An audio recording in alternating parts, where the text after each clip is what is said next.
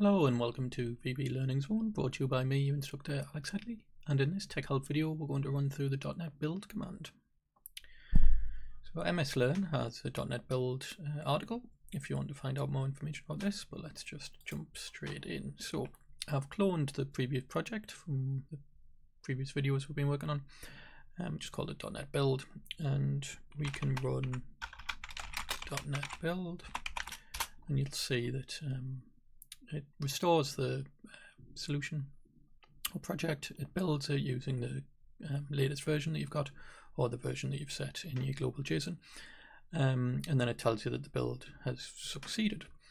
So you can do this in Visual Studio as well. If you just go to the build menu and you can say build or Control-Shift-B, and it'll run through the same thing, restoring the application, building it, and then outputting. Now, this can be useful if you are wanting to check for build errors. So I'm going to intentionally introduce an error. You can see that there's already some IntelliSense telling you that there's some problems.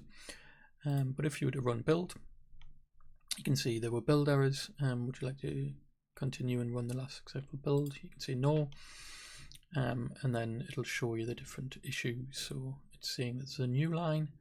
It's expecting a closing parentheses, or it's expecting a semicolon. So we can also do this with the command line. So we can do .NET build.